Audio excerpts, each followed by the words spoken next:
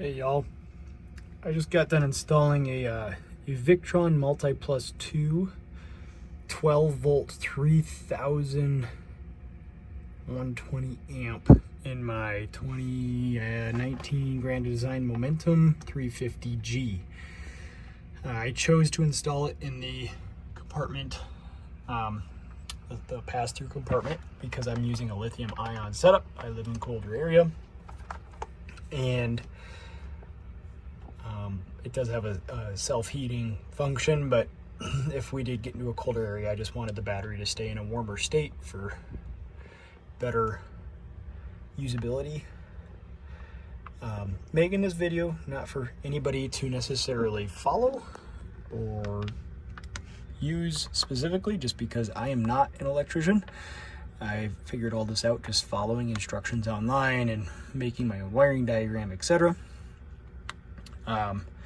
But what I used was, like I said, the MultiPlus II, and then I have a 12 volt 190 watt solar panel up on the roof that came stock with the camper, so I wanted to continue using that. So I bought a 100 volt 30 amp SmartSolar charger to replace the Go Power that was inside the camper, so that way the system would talk.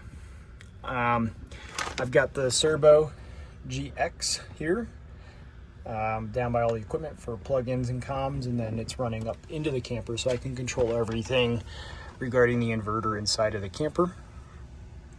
I've got my disconnect. Let me think. Yeah, it's a 350 amp disconnect. Blue Sea Systems. I've got a SmartShunt here. This is what's going to measure all the power going in and out of the battery. This is the distribution block. I accidentally bought the wrong part first. I bought the I don't know, it's a piece that connects this that doesn't actually have a distribution. Pardon, I'm not done tidying up some of the wires, so please forgive me. It uses a mega fuses there, and then I have a 400 amp Class T fuse coming right off the battery, which you can see hiding right there. Since it's lithium ion, I have opted to put it on its side because of space constraints. I do still intend to use this pass-through compartment for some lighter stuff. I used to keep kind of heavy chairs and random crap in here, but that'll move up to where the batteries were originally now. And then I've got my 150 volt 100 amp solar charger for the 224 volt 200 watt panels I put up on the roof to go with this system. So I've got the potential, I guess, for 590 watts right now, with the potential to expand. I will probably get a second lithium ion battery at some point here. This one, it tops out at 200 amps on the BMS. But it was fairly easy. It just took time. I did it in the evenings. 4 gauge, or I guess 4-aught wire for all the big connections, and then 6 gauge for pretty much everything else minus the comms. I had to get the DC system that was running off of the old batteries.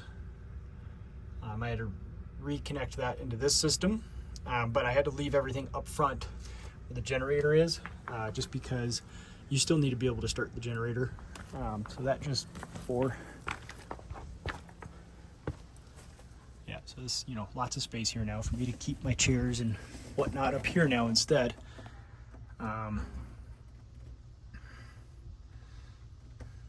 Gives you, an idea.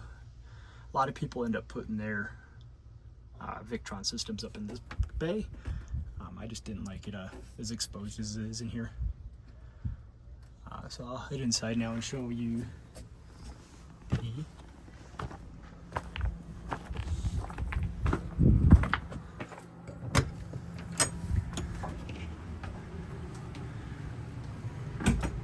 So I fished. This will get cleaned up here with time. But the original Go Power's up here. I drilled a couple new holes, unfortunately, but sometimes you gotta do it. for all the new solar lines to get down below. And then this is where I installed my, I did the 7-inch, so it's, gosh, I forget what it's called, but it's the 7-inch screen display. Pretty cool. I'm not sure if it's just, oops, if it's not doing, if it's showing the 2 here just because I have 2 different MPPTs. So I'm kind of looking into that yet. With this system, I did for a moment start it up and run one of my air conditioners. It was draining the battery relatively quickly, but it was holding it. Some math says it would probably last, you know, maybe a couple hours with full sunlight. You know, I can control the whole MultiPlus from right here. Put it in the different off, charger only, inverter only, or on. I'm on the short power right now, so I just have it on. It's kind of hot. So just have my AC running while I'm working in here. All kinds of stuff that I don't fully understand yet that I'm learning here. But yeah, the MultiPlus, the SmartShunt, the SmartSolar 130, and the 150-100 are all here. Looks like my 150 is doing the charging while the other one's sitting quiet, I guess. Learning about that still. Really cool to see the graphic of what's happening, in my opinion. Just to kind of overview on how I did some of the wiring. You know, if you got some electricians that are going to chime in and say I did it wrong or right or decent, whatever, let me know. I'll watch the comments on occasion, but I don't spend a whole lot of time on comments. So I kept the existing 2 DC batteries just so that way it's fairly easy to go back to stock if one wanted. Plus the one goes all the way up to that front compartment to turn on the generator if needed. And then this guy here, this is the new one that's powering the whole panel for DC on the new system with the lithium ion battery. I didn't want to cut this yet. I've capped it for now. This was the original wires going into each 50 amp circuit. Now I've got, with the Victron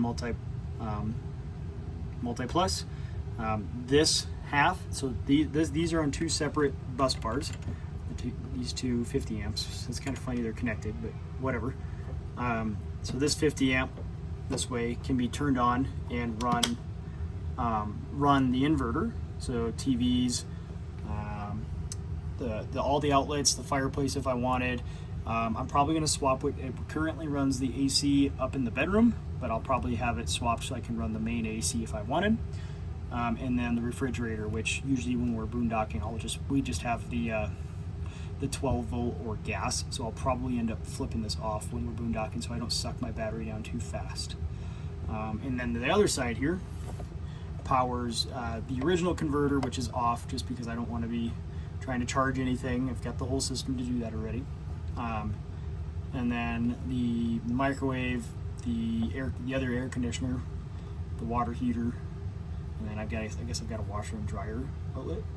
We've got some hookups in the back that we don't use currently, and then the 2 separate neutrals for electricians down here making those connections.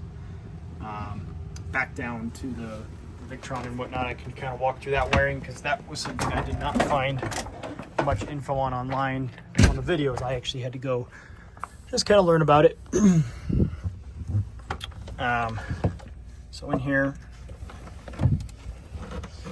we've got your AC in from the ATS. Well, if you don't have an ATS, it's just coming in from your shore power. And then you've got your AC out 2. So this is the one that does not have the ability to invert. And then you can see behind it, I'm gonna put my fingers in there. That one behind it is, that one runs the inverter outlets and that part of the breaker panel. I set it up so that way my ATS is here, and then back there, that was the original 120 volt to 12 volt converter and all that for when you were plugged into power.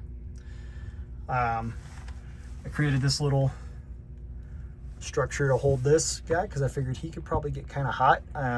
Online recommended that you keep it something not flammable, so I put a piece of aluminum in between fins, and then it's obviously open air in the back. It's not touching anything. And I did the same thing with that one, except unfortunately it's just aluminum and then open air in the back. And the ATS, what I had to do, I did have to pull everything out just to get it resituated, and then the shore power and the generator coming into the top, they remain the same layout. And then you unplug. So this one here, this one was the one that originally went from the ATS to the RV panel. I decided to reuse it, put it in here, and then so I've got my 2 legs going over to the panel, and then I ran a new piece from the ATS. So basically the Victron unit is a middle ground, and it basically it sends the power to whichever direction it needs to go. A little, in some ways, a little by my head, still learning about it. But you don't send directly from the ATS any longer to the RV panel up front, right? You go through the Victron. The Victron figures out what the heck to do with it and then sends it up. One thing about the Victron that I think is the big deal that people think is really cool is it does have the ability. I'm only on a 20 amp circuit right now with my shore power. That's all I have at my house, unfortunately. This has the ability to pull from my battery and help subsidize the power requirements if needed. So that way you're not maybe blowing your breakers all the time if you're at a campground with crappy short connections. Anyway, that was my quick video. Hope it helps some people. It's been kind of a fun little project, and yeah, that's that.